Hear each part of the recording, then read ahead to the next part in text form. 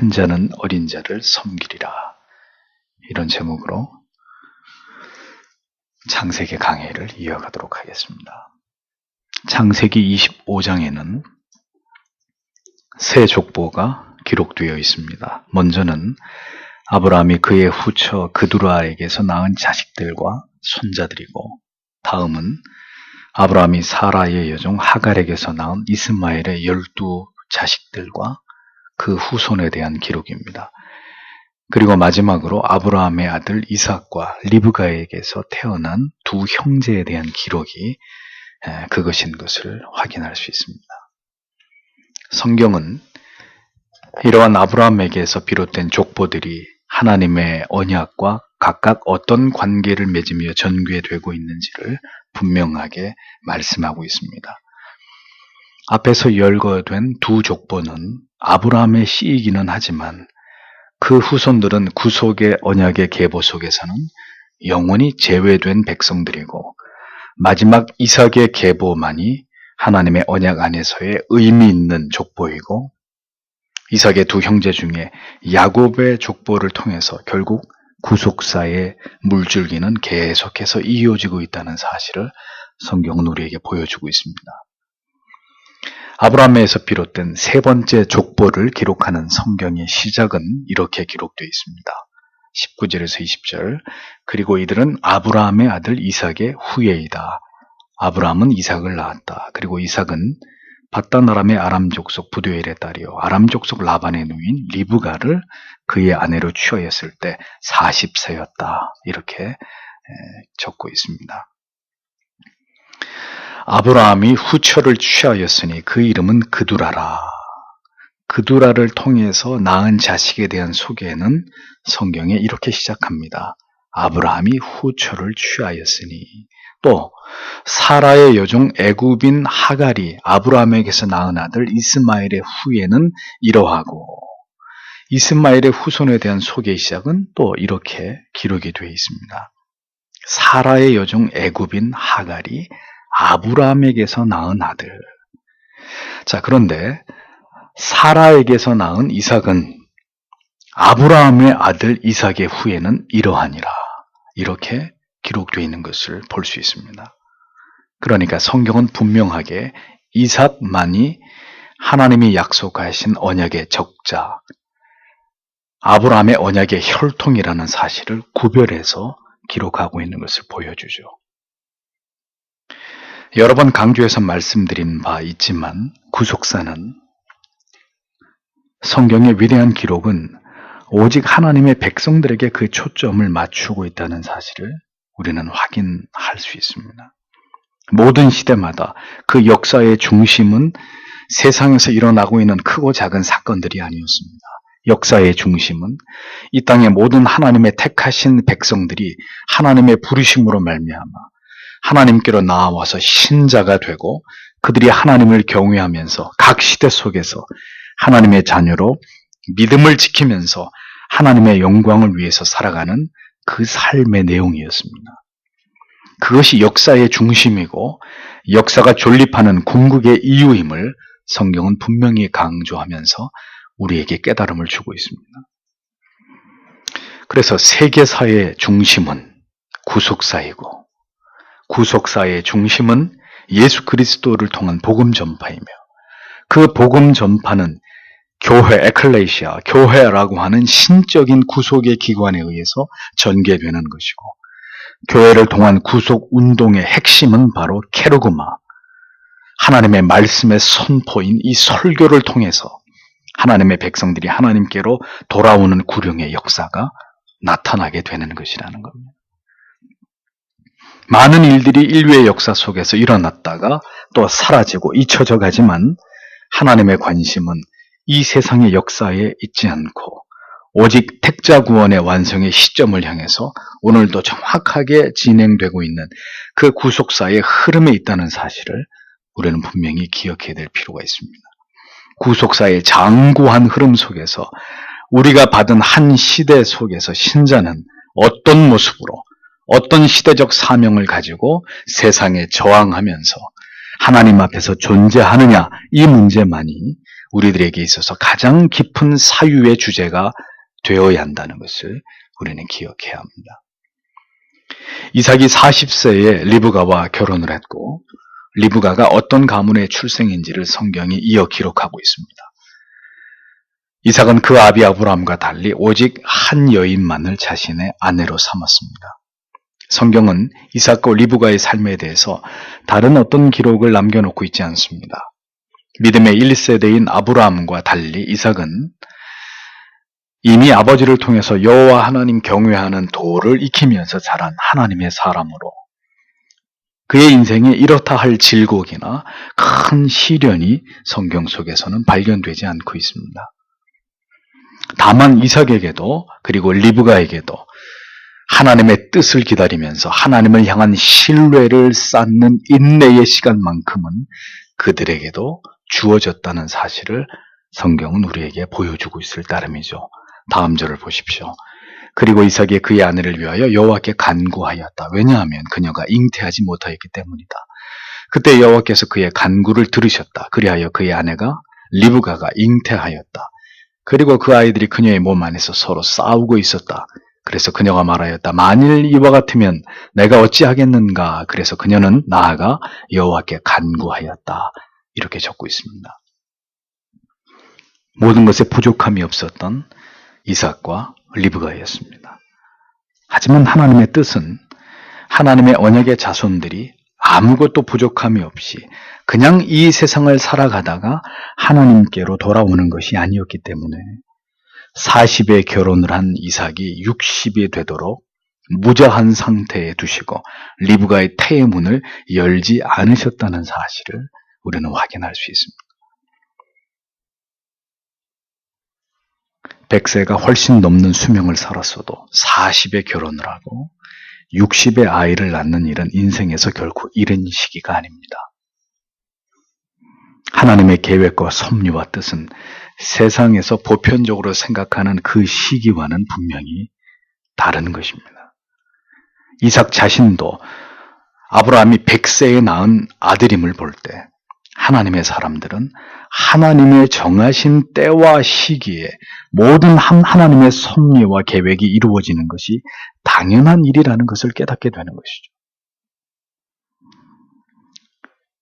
이를 보더라도 신자는 하나님을 알지 못하는 자들의 평범한 그들의 인생의 삶의 시간표를 따라서 살아가는 것이 결코 아니라는 것을 깨닫게 됩니다.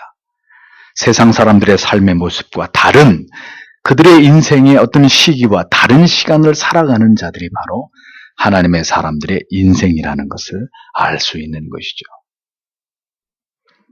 세상 사람들의 시간표를 따라서 신자가 자기 인생을 살아갈 이유는 전혀 없는 것입니다. 하나님의 백성들은 하나님의 시간표를 따라서 인생을 살아갈 뿐입니다. 이른 것도 아니고 늦은 것도 아닙니다. 우리 인생에서 일어나는 모든 일들은 그렇게 하나님의 뜻과 섭리에 따라서 발생되고 진행되는 그런 일들일 따름입니다. 하나님께서는 이삭과 리브가로 또한 하나님만을 절대적으로 신뢰하는 믿음의 사람들로 그들을 세워가시기 위해서 그들의 믿음을 키워가고 계셨던 것을 볼 수 있습니다.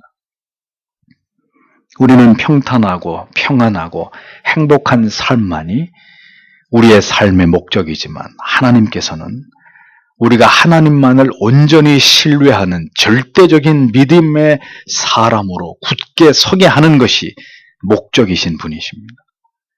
따라서 우리의 인생의 모든 시간들은 결코 우리가 만족해하는 그러한 어떤 삶만으로 인도되지는 않는다는 것을 우리는 정확히 알 필요가 있는 것이죠. 우리가 원하는 시간에 모든 것이 이루어지고 성취될 수 없다는 것을 기억할 필요가 있다는 것입니다. 20년 동안 이삭과 리브가는 자식이 없었습니다. 그 아버지 아브라함과 사라에게도 그렇게 하셨듯이 하나님은 동일하게 이삭과 리브가의 인생도 깊이 관여하시면서 그들의 영혼을 다루고 계셨던 것입니다. 이삭은 20년 동안 자식이 없었지만 아브라함의 다른 씨인 그드라의 후손들과 이스마엘의 후손들은 성경을 보십시오. 창대해 가고 있었습니다.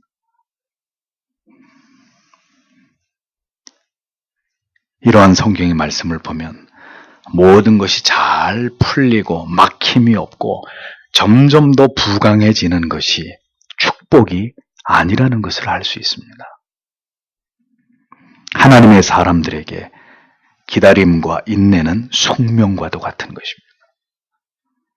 불택자는 결코 기다리지 못합니다. 아니, 기다릴 이유가 없는 사람들입니다. 모든 것을 그들이 마음먹은 대로 그렇게 이루고 진행하면 되는 것이죠. 그들은 이 세상에서 연단을 받거나 훈련을 받을 이유가 없는 자들이기 때문입니다. 그냥 그런 대로 한 세상, 한 인생 살다가 떠나면 되는 사람들입니다. 그러나 하나님의 자녀들은 다릅니다. 그들은 이 세상을 무엇을 위해서 어떻게 살아가야 되는지에 대한 분명한 이유와 목적이 있는 자들입니다. 그들에게는 그렇게 사명이 있고 존재의 의미와 목적이 있기 때문입니다. 따라서 신자들이 이 세상을 지나가는 동안에 연단을 받고 인내를 배우고 하나님을 향한 절대적인 신뢰를 쌓아 나가야 되는 일은 절대로 피할 수 없는 일이라는 것을 우리는 잊지 말아야 되는 것이죠. 20년이라는 시간 동안 이삭은 무엇을 했을까요? 성경은 이삭이 그의 아내 리브가를 위하여서 여호와께 간구했다라고 적고 있습니다. 신자에게 기다림의 시간은 하나님을 향한 절대적인 믿음과 인내를 그리고 하나님의 뜻에 합당한 깊고 간절한 기도를 배우는 학교입니다. 이 말씀을 듣고 있는 여러분 가운데 어떤 이유로든 어떤 문제로 인해서든 지루한 기다림 가운데 있는 분들에게 말씀드립니다. 무엇인가 여러분의 인생이 다른 사람들과 다르고 한참이나 뒤처져 있다고 느끼는 그런 분들에게 꼭 이 말씀을 드리고 싶습니다. 여러분의 삶이 그런 긴 기다림과 인내 가운데 있다는 것은 하나님께서 여러분들을 포기하셨거나 여러분의 죄가 다른 사람들보다 더 많기 때문이 결코 아닙니다. 하나님께서는 지금 여러분이 하나님만을 더욱 의지하고 신뢰하기를 가르치고 계시는 것입니다. 하나님을 향한 믿음과 신뢰가 더 우리의 영혼 가운데 깊어지기를 하나님께서는 바라고 계시는 것이라는 거죠. 하나님 밖에서 모든 일들이 막힘이 없이 잘 되는 것보다 하나님 안에서 모든 것이 막혀있고 아무것도 변화되지 않는 가운데 오직 하나님만을 의지할 수밖에 없는 그 긴 기다림 속에서 여러분의 영혼이 온전히 하나님만을 바라고 의지하고 있는 이 시간들이 여러분의 인생 속에서 가장 하나님과 가까워질 수 있고 하나님을 향한 절대적인 신뢰를 배양할 수 있는 소중한 시간들이 된다는 것을 기억하시길 바랍니다. 그 인내의 시간들은 모두 하나님께로 나아가 깊은 기도 속에서 하나님을 알아가고 하나님을 배울 수 있는 인생에서 가장 귀하고 의미 있는 그런 시간들이 되는 것입니다. 하나님께서는 모든 사랑하는 자녀들의 삶에 때때로 침묵을 주시는 아버지십니다. 누구도 내 마음을 알아주지 못하는 절대 고독의 시간으로 우리를 초대하시는 하나님이십니다. 그 속에서 하나님은 여러분 안에서 하나님을 향한 절대적인 믿음을 하나님을 의지하며 살아가는 법을 가르치시는 것이죠. 인내는 연단은 소망을 이루는 줄을 알미로다 라고 성경은 말씀합니다. 결국 우리 안에 두신 하나님의 아름다운 뜻을 이루기 위해서 하나님께서는 그렇게 우리의 인생을 연단하시고 단련하시는 아버지가 되시는 것이죠. 고독과 인내 속에서 깎여지고 다듬어지고 연단되지 않는 영혼은 결국 하나님을 향한 흔들림이 없는 믿음을 소유할 수 없는 법입니다.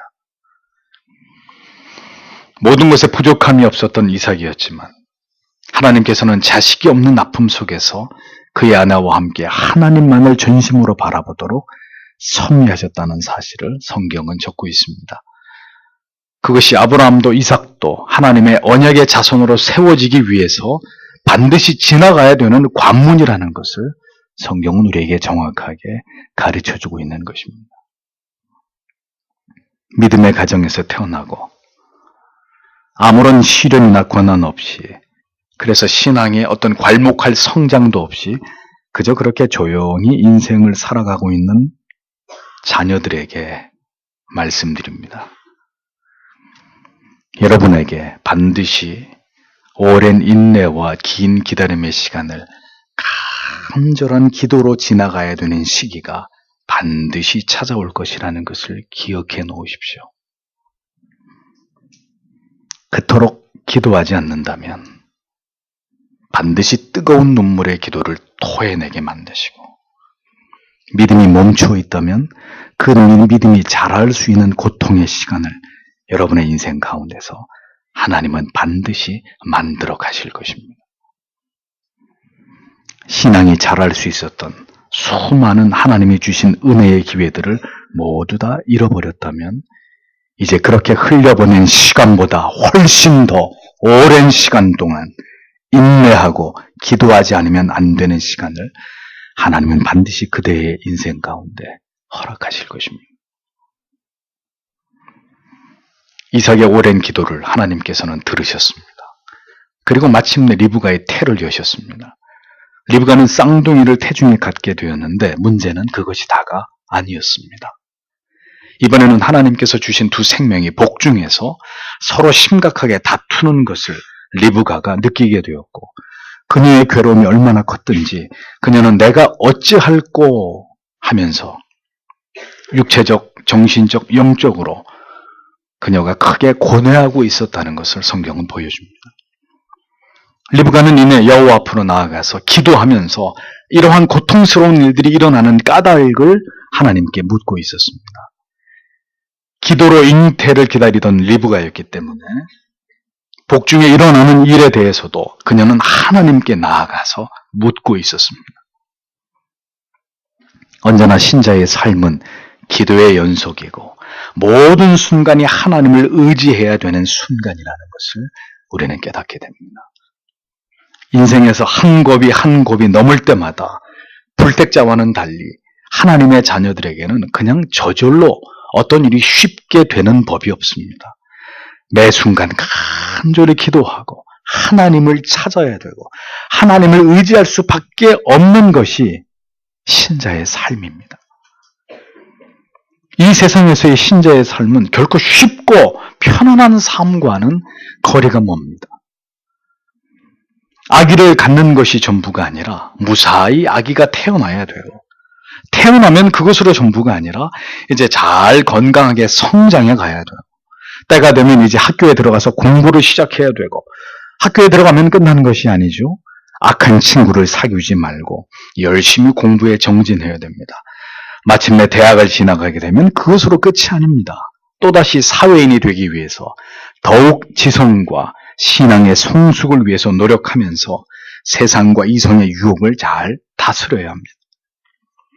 믿음의 배우자를 만나서 결혼을 하는 것으로 끝이 아니라 올바른 믿음의 가정을 세워가고 세상에서도 구별된 성도의 치열한 삶을 살아가야 하는 신자의 인생은 그렇게 하나님을 신뢰하고 의지하지 않으면 안 되는 간절한 기도로 하나님의 뜻을 묻고 하나님을 찾는 연속이라는 것을 우리는 기억할 필요가 있다는 것입니다.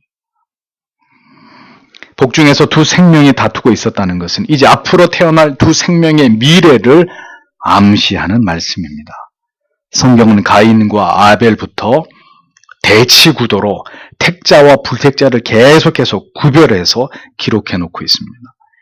여자의 후손과 뱀의 후손으로 그 관계를 묘사하면서 종말의 그리스도와 사탄 간의 우주적 싸움까지 선과 악의 그 선명한 대결 구도를 한결같이 역사가 그것을 통해서 진행되고 있다는 사실을 우리에게 보여주고 있습니다.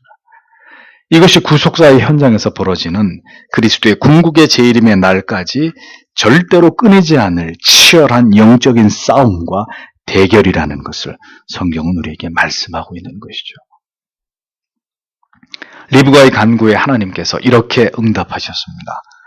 23절에서 26절, 그때 여호와께서 그녀에게 말씀하셨다. 두 민족이 내 태 속에 있다.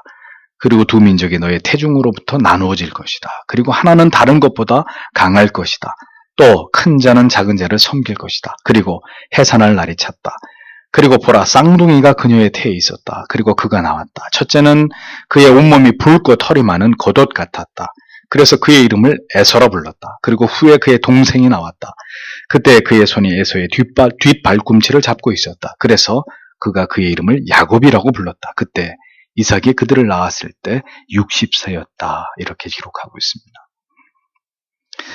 자, 하나님께서는 복중의 다툼으로 괴로워하고 있는 리브가에게 예언의 말씀을 주셨습니다. 두 민족이 내 태중에 있고, 그런데 그 두 민족은 나누어지게 될 것이다. 둘 중에 하나는 그 나머지 하나보다 강하게 될 것이고, 큰 자는 작은 자를 섬기게 된다라는 말씀으로 앞으로 태어날 그들의 미래를 고지해 주셨습니다. 이 말씀을 통해서 우리는 하나님께서는 이미 태중에서 언약의 자손과 언약 밖의 자손을 구별하셨다는 사실을 알게 됩니다.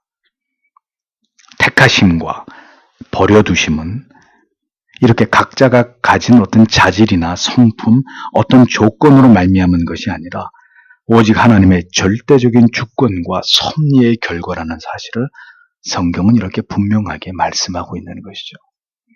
로마서 9장 10절에서 13절은 이 하나님의 주권적인 섭리를 이렇게 기록하고 있습니다. 이뿐 아니라 또한 리브가가 우리 조상 이삭 한 사람으로 말미암아 잉태하였는데 그 자식들이 아직 나지도 아니하고 무슨 선이나 악을 행하지 아니한 때에 택하심을 따라 되는 하나님의 뜻이 행위로 말미암지 않고 오직 부르시는 얘기로 말미암아 서게 하려 하사 리브가에게 이르시되 큰 자가 어린 자를 섬기리라 하셨나니 기록된 바 내가 야곱은 사랑하고 에서는 미워하였다 하심과 같으니라.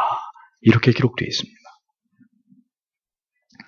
에서는 장자임에도 불구하고 결국은 동생 야곱을 노예처럼 섬기는 자가 되게 할 것이라고 하나님의 말씀이, 하나님의 주권적인 섭리가 그것을 분명하게 말씀하고 있습니다. 더 나아가서 그렇게 하신 노골적인 이유는 내가 야곱은 사랑하고 에서는 미워하기 때문이다 라고 하나님은 그 이유를 직접적으로 밝히고 계십니다. 하나님의 은혜를 말할 때 가장 중요한 부분이 무조건적인 하나님의 선택하심입니다. 도로테 신조에서는 unconditional election, 이 교리를 분명하게 명시하고 있는 것을 우리가 보게 되죠.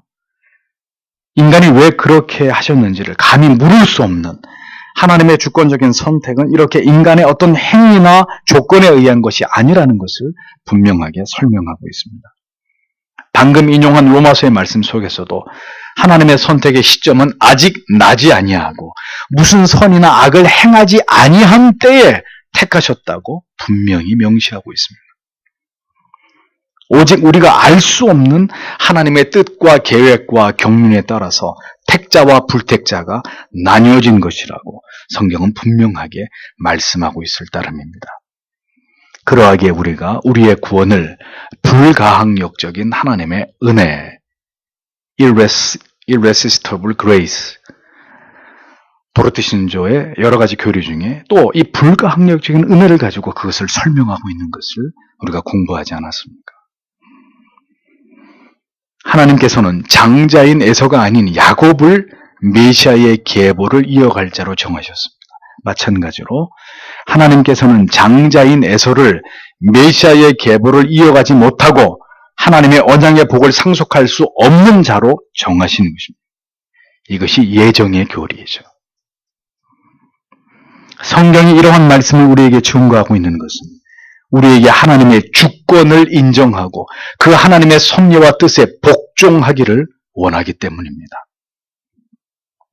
또한 모든 택하심을 받은 하나님의 자녀들에게 그들이 하나님께 받은 은혜가 얼마나 크고 놀라운 것인지를 분명하게 깨닫게 하기 위함입니다.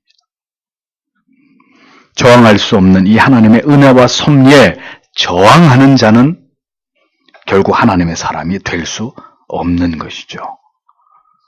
성경은 이와 같은 예정의 교리가 결국 거치는 돌이 되어서 하나님께로 나아오기를 거부하는 자들의 핑계와 이유로 그들의 영혼과 마음 안에서 작동하면서 그들을 걸러내는 장치로 그렇게 사용되고 있는 것을 우리에게 보여주고 있습니다. 에서는 바로 이 같은 이유 때문에 장자의 명분을 우습게 여기는 모습으로 그가 언약의 자손이 아니라는 것을 후에 증명하게 되는 것을 성경은 놓치지 않고 보여주고 있습니다. 에서가 장자의 명분을 팔았기 때문에 언약의 자손에서 제외된 것이 아닙니다. 그렇다면 속인 자 야곱은 어떤 공로를 인정받아서 하나님의 언약의 백성이 됐단 말이죠? 설명할 수 없는 부분이잖아요. 우리는 그러한 야곱의 신앙의 어떤 탁월성을 성경 어디에서 발견할 수가 없습니다. 그렇기 때문에 구원은 오직 하나님의 주권적인 은혜로 말미암은 것임을 성경 전체가 우리에게 증언하고 있다는 것을 우리는 기억해야 합니다. 성경은 이제 리브가에게서 태어난 에서의 외모를 이렇게 묘사하죠. 몸이 붉고 전신이 갓옷 같았다 이렇게 말합니다. 갓옷 같다는 말의 원어의 의미는 털이 많은 겉옷을 입은 것 같다 그런 의미입니다. 에서의 온몸이 갓난아기임에도 불구하고 붉은 털로 이렇게 덮여져 있었던 어떤 신체적 특징을 성경이 이야기합니다. 이러한 에서의 외모에 대한 묘사는 앞으로 그가 장차 혈기방자하고 야성적인 성격을 소유한 사람으로 거칠게 성장해 갈 것이라는 예시가 됩니다.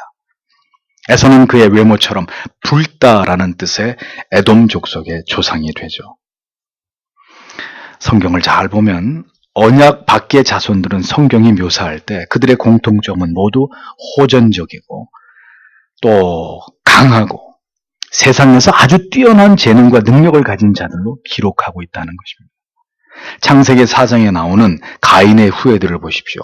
야발, 그는 목축업의 조상이 되죠. 그리고 유발은 음악을 비롯한 모든 예술인의 조상이 되고 두발 가인은 이미 그 시대의 기계공학자들의 조상이 되었던 것을 볼 수 있습니다.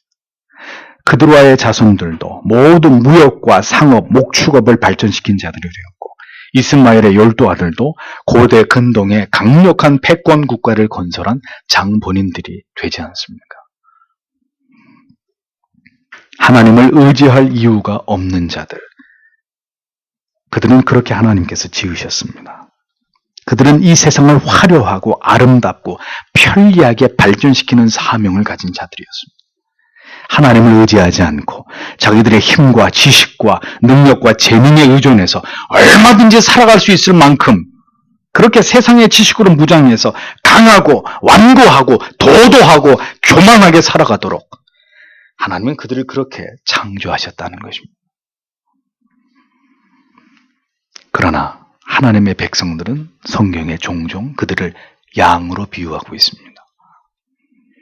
인간의 보살핌이 없이는 살아갈 수 없는 연약한 짐승으로 하나님은 자기 백성들을 묘사하십니다.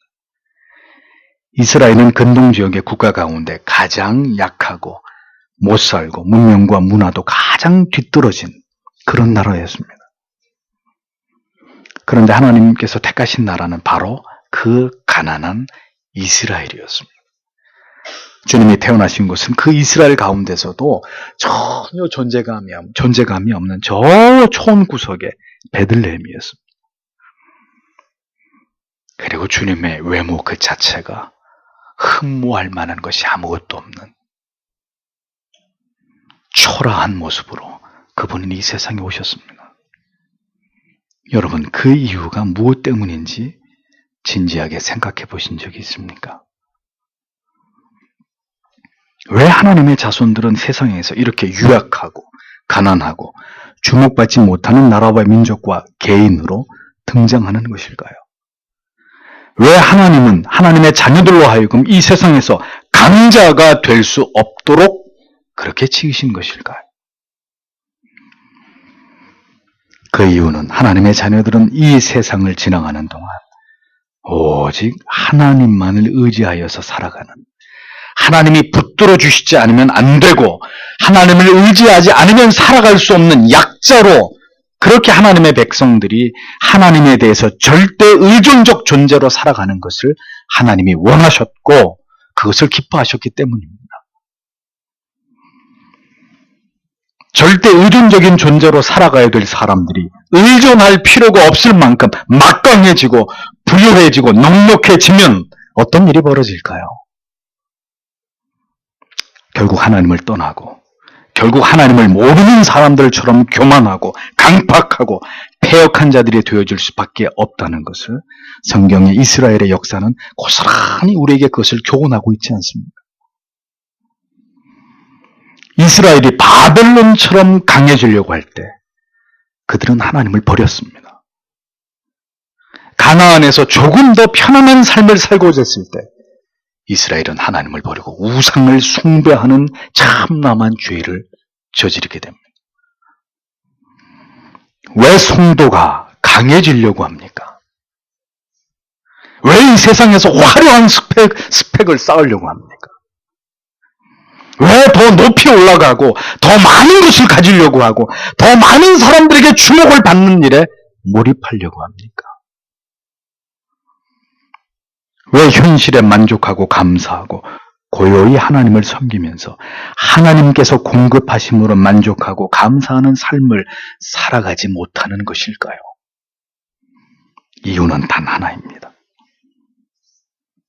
하나님을 온전히 신뢰하지 않기 때문입니다.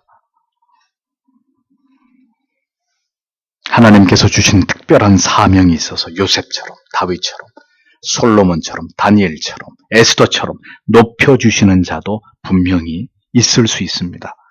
하지만 다시 말씀드리지만 그것은 그들에게 주신 특별한 사명 때문이었습니다. 신자가 강자가 되고 교회가 막강한 힘을 얻게 될 때 주의해야 합니다. 하나님과 멀어지고 결국은 힘을 가진 우리가 돋보이게 되는 그런 순간이 우리에게도 찾아올 수 있기 때문입니다. 언제나 재앙은, 교회의 몰락은 어려운 환난과 핍박의 시기에 찾아온 것이 아니라 너무나도 평화롭고 풍요로운 시기에 교회가 강력한 힘을 가졌던 시기에 하나님의 심판과 재앙과 교회의 몰락은 찾아왔습니다.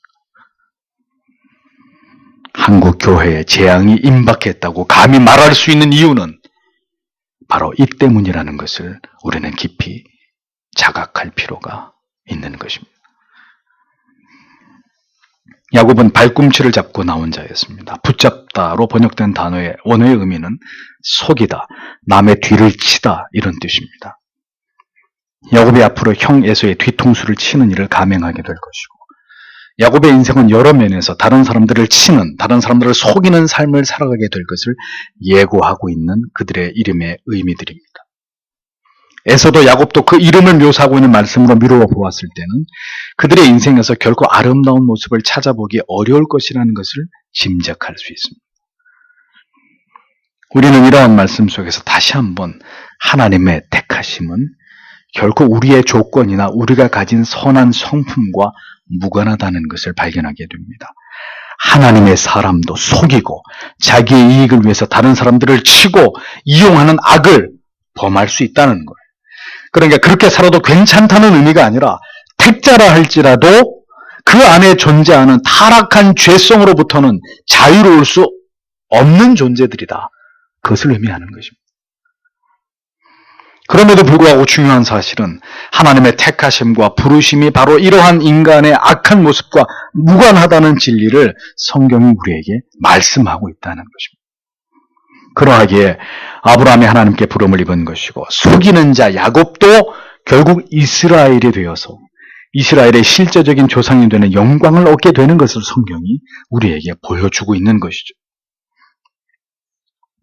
디모데후서 1장 9절의 말씀은 언제나 묵상할 때마다 우리를 감격하게 하고 감사케 하는 말씀이 아닐 수 없습니다.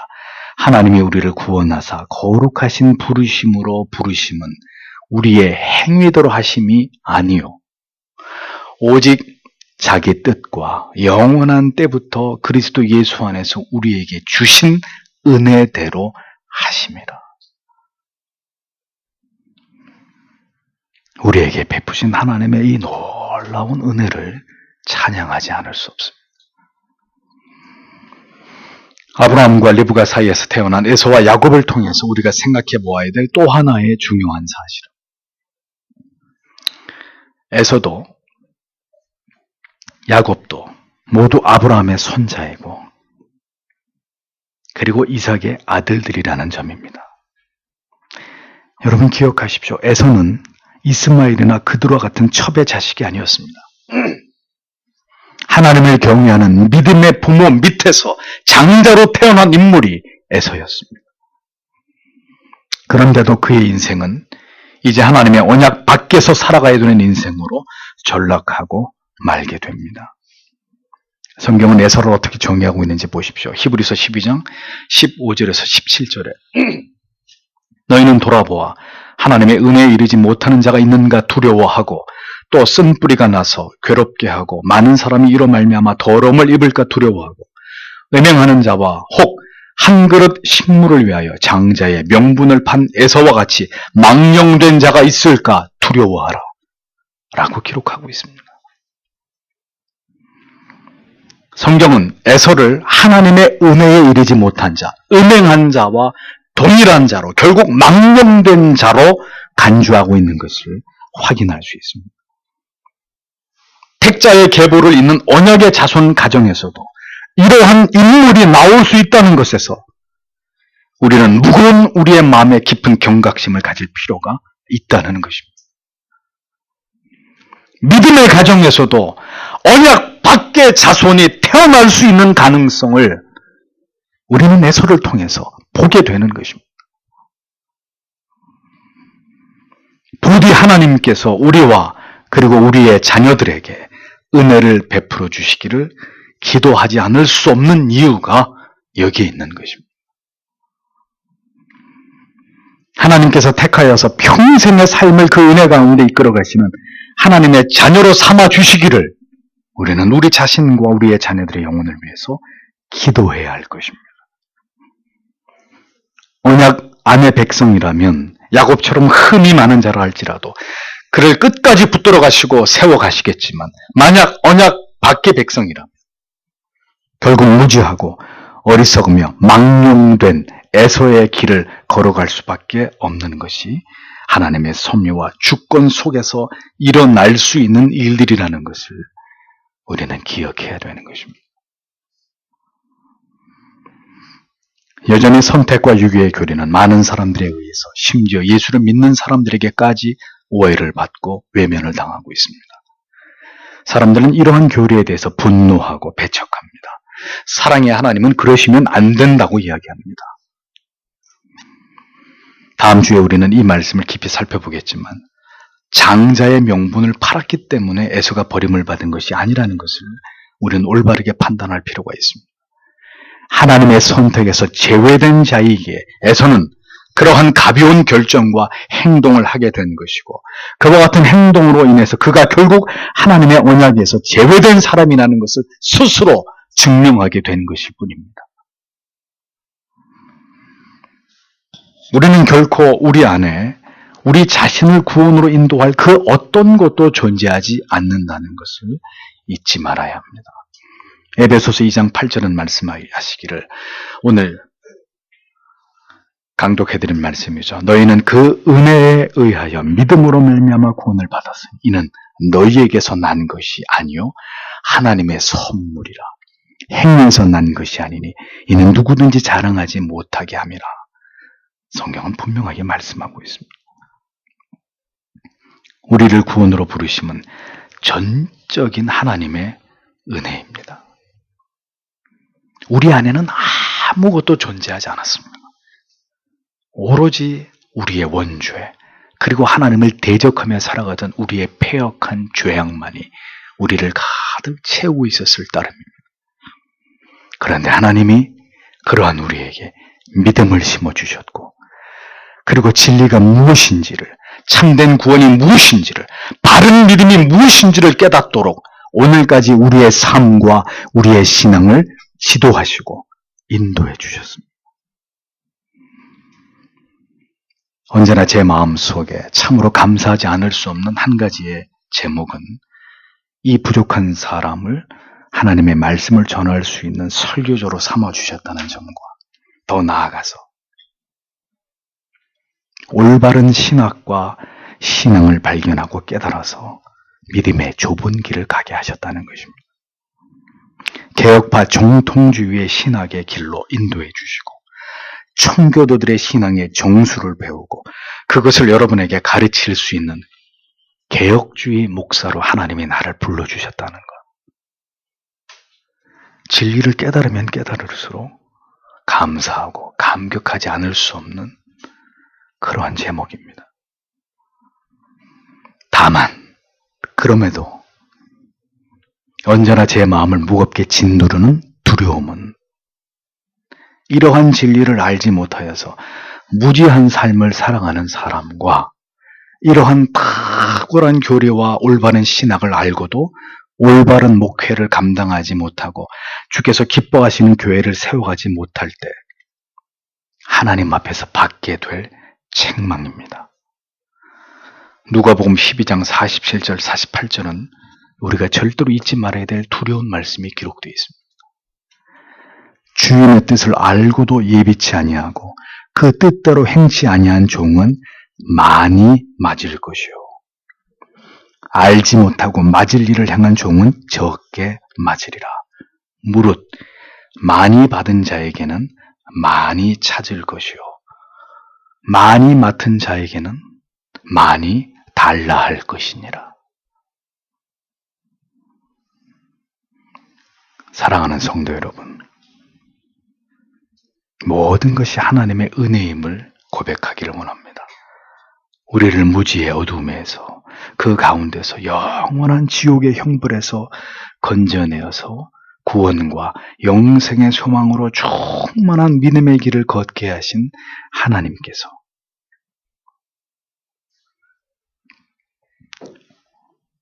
오늘도 우리와 함께 하시고 우리로 하여금 바로 그 사실 때문에 우리의 마음에서 우러나는 감사와 진정한 찬양과 영광을 하나님께 돌리기를 하나님은 오늘도 우리에게 바라고 계신다는 것을 기억하십시오. 우리가 이 세상을 살아가는 모든 이유는 이 모든 하나님이 베푸신 은혜 앞에서 하나님을 높이고 하나님을 아는 향기를 바라면서 이 세상에 쓰신 그리스도의 편지로 살아가기 위함이라는 것을 우리는 잊어서는 안 됩니다. 복중에 짓기도 전에 우리를 아시고 택하시고 자녀 삼아주신 하나님의 사랑을, 그 은혜를 기억하는 하나님의 사람들이 되어야 합니다. 예정의 교리는 언약의 밖에 있는 자들에게는 이해할 수 없는 부당하고 불공평하고 전혀 수용할 수 없는 교리이지만 그 사랑과 은혜를 받은 언약 안에 있는 자들에게는 그 사랑과 은혜가 얼마나 놀라운 것이고 형언할 수 없는 하나님의 은총임을 우리에게 깨닫게 되는 결과를 가져다 주는 것입니다. 우리에게 임한 하나님의 은혜를 찬양하면서 우리의 일평생의 삶이 그 하나님을 높이고 그 은총의 깊이를 날마다 더 깊이 체감하는 그런 삶이 되기를 바랍니다. 진리의 깨달음을 주신 은혜에 대한 반대급부로서의 마땅한 성도의 거룩한 구별된 삶으로 하나님을 높이고 하나님께 영광을 돌리는 하나님의 자녀로서의 삶을 살아가는 우리의 남은 여생이 되기를 우리는 간절히 소망해야 될 것입니다.